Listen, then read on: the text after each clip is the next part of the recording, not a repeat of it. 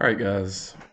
Going into our next section, we're looking at England's 13 colonies. All right, so in the previous chapter, we looked at Spanish, French, and English exploration into North America.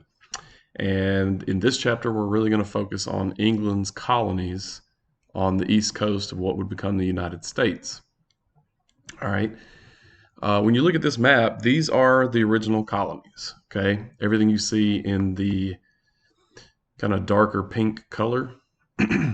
There are 13 colonies. We'll start from the south and go to the north. We have Georgia, South Carolina, North Carolina, Virginia, Maryland, Delaware, Pennsylvania, New Jersey, New York, Massachusetts, Connecticut, Rhode Island, New Hampshire.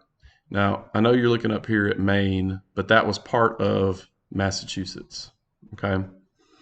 So there are your 13 original colonies. Now, these colonies are going to be broken up into three sections. We have your New England colonies, which would be Massachusetts, New Hampshire, Rhode Island, and Connecticut. You have your middle colonies, which will be New York, Pennsylvania, New Jersey, and Delaware. And then you'll have your southern colonies, which will be Maryland, Virginia, North Carolina, South Carolina, and Georgia. All right, when we look at the big picture here, these colonies are broken down into those three categories, Southern, Middle, and New England.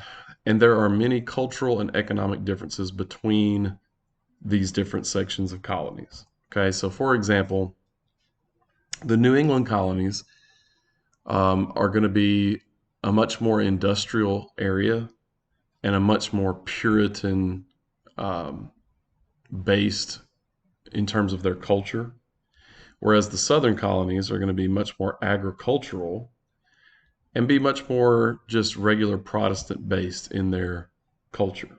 All right. So let's get into each section. Today's lesson is going to mainly focus on the Southern colonies. So Georgia, South Carolina, North Carolina, Virginia, and Maryland. And the fact that these Southern colonies were at the heart of their economy, a very agrarian or farming society. All right. Their entire economy, the way people make money, is going to be based on farming. And more specifically, their entire economy is going to be based on a particular type of farming called cash crops. Okay. Now, as the name implies, cash crop means that you are growing a crop specifically to make money off of it. You know, when I say farming, you probably think of growing vegetables in a garden. But when you're growing cash crops, you're not growing crops to eat, you're growing crops to sell. So you're growing things like tobacco, indigo, rice, and then the major crop of the South would become cotton. All right. So, looking at Southern society, okay, the Southern economy, as we said, was based on agriculture. Okay, it is a farming society, and tobacco was the first successful cash crop, though it will not be the most important cash crop. Eventually, cotton will become the most important cash crop in the Southern colonies. As we said earlier, both rice and indigo were other major crops in the South, particularly in South Carolina. Rice, you know what rice is, but indigo is a plant that you can extract a dye from and use that dye to color clothing, for example. Um, the fact that the Southern colonies were reliant on these cash crops, right? Like the more of something you grow, the more tobacco you grow, the more money you can make. The more cotton you grow, the more money you can make. Well, if you have to grow a lot of something to make money off of it, you're going to need a large labor force. Remember, this is the 1600s, 1700s. There are no there's no farming equipment. Okay, there are no tractors and no combines to harvest crops. If you're growing a lot of crops, you have to harvest it with a lot of hands. All right. So economic reliance on these cash crops means you have to have a large labor force. All right. The growth of the plantation system in the South leads to an increased need for this large labor force. All right. And what is the plantation system? A plantation is a large agricultural estate. All right. So think of it as a giant farm. They're largely self-sufficient. They don't need a lot of outside help. All right. So you're going to have a labor force that lives on the plantation, owners that live on the plantation, and they are going to harvest a large quantity of crops. All right. So where do you get your labor force from? Initially, in the South, labor came from indentured servants. We talked about indentured servants when we talked about the Mayflower. Indentured servants are people who agree to sign a contract to work for free for a certain number of years in exchange for their trip to America to be paid for. So think of it like taking out a loan and then paying off that loan with 100% of your wages for the next 4 years. And that's what an indentured servant was. A lot of people have compared indentured servants to slaves. I would contest that comparison because indentured servants were not owned by anyone, and indentured servants could not be sold to anyone. Indentured servants did live in extreme poverty, but they are not slaves. Okay. These indentured servants did not provide a large enough workforce. So eventually, Southern planters, and planters is the term that we're going to use to describe Southern plantation owners. Southern planters turned to slave labor to provide the workforce for their plantation system. And the first colony to use enslaved Africans was South Carolina. Okay. Now, this begins what's known as the transatlantic slave trade, where many slaves, which slaves had been used in other parts of North and South America prior to South Carolina importing slaves. But but South Carolina importing slaves is going to increase the number of African slaves that are coming to what would become the United States. Okay. All right. So let's look at Southern society and the classes that developed in the South. And I think this is hugely important, okay, because it explains a lot of issues that the United States is still dealing with to this day, okay?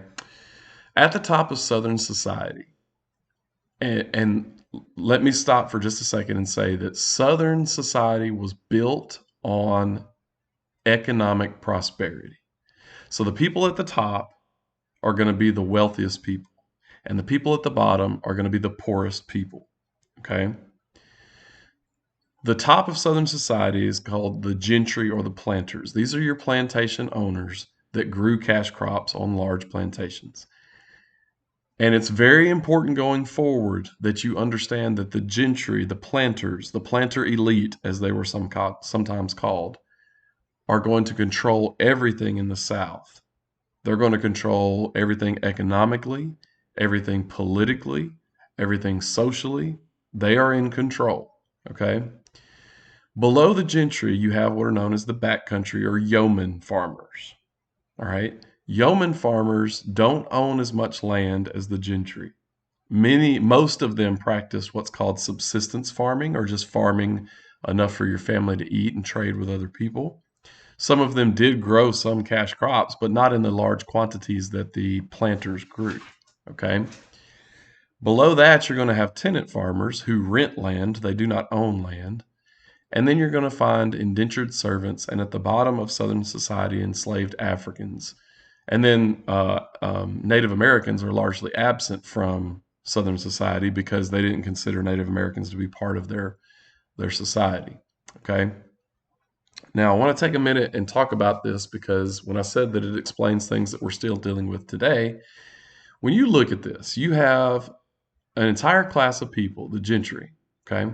Now, if we take race out of the picture, you have a group of planters or plantation owners, slave owners, and you have a group of slaves. Okay. The gentry looked at themselves as superior to the slaves that they owned. All right. But we can't remove race from the picture. you have an entire class of people in the gentry who control everything in the South that are made up almost entirely of one race. Okay, the gentry were all white, and you have enslaved Africans making up the slave class in Southern society, and they were all black. And so it doesn't take much brain power to understand that when you have a class of people that consider themselves to be superior than another class of people, and this class of people is made up of one race, and this class of people is made up of another race, that racism develops in these southern colonies. Okay. And it's a racism that was very deep seated in American history that was hard for society to overcome. And we are still dealing with the fallout of that today. Okay.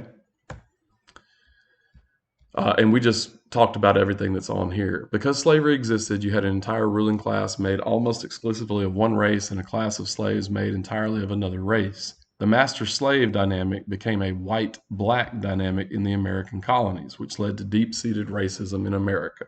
Okay. And that's what a lot of your, you'll cover a lot of this in your history courses, not only this one, but in your 11th grade history courses, where we talk about America's struggle to overcome the deep-seated racism that was created because of our slave system. Okay. Moving on, Bacon's Rebellion. Okay. So this happened. Remember, if we go back and look at Southern society, who's at the top? The wealthiest planters are at the top. People that own a lot of land, that grow a lot of crops, they are at the top of society. So if you're a yeoman or tenant farmer, if you're a tenant farmer, your goal is to own land. If you're a yeoman farmer, your goal is to own more land, because obviously owning land and having money and growing crops increases your place in society, right? So Sir William Berkeley, the governor of Virginia, continued this trend when he restricted the right to vote to only those who owned a specific amount of land, which made yeoman farmers and servants and tenant farmers angry, right? So they're going to want to look for more land. And the only place that you could go to look for more land would be to the west, where Native Americans lived. Okay, Native Americans resided in the lands to the west. So if you have white settlers that are pushing into Western territories because they want to have more land so that they can vote, so that they can move up in society, you're going to have clashes between Native Americans and white settlers. So in 1675, a war erupted between Native Americans and yeoman farmers.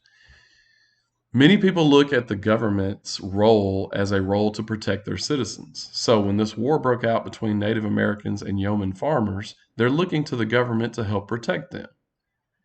Berkeley didn't do that. So Berkeley did nothing to protect these settlers who were clashing with Native Americans. So a man named Nathaniel Bacon rose up to become the leader of these settlers, and he led an attack on Native Americans. Victorious, he then came back to Jamestown and seized power from the governor, William Berkeley. Okay, this is a rebellion against the government. Bacon eventually, how does this rebellion end? This rebellion ends because Bacon becomes sick and dies. But what it does is two things. It encouraged Western movement from the original colonies westward to the Appalachian Mountains and beyond. This became a very strong desire in America to move west. And as we go further in our lessons, we're going to learn about this desire to move west. Many people looked at it as their manifest destiny, or the idea that God wanted them to move west, that God wanted the United States, once it finally becomes a country, to stretch from the Atlantic to the Pacific Ocean. Okay. The other thing it does is it both highlights and emboldens Americans' desire, and I say Americans in this context of British citizens living in the American colonies, because there is no United States of America yet.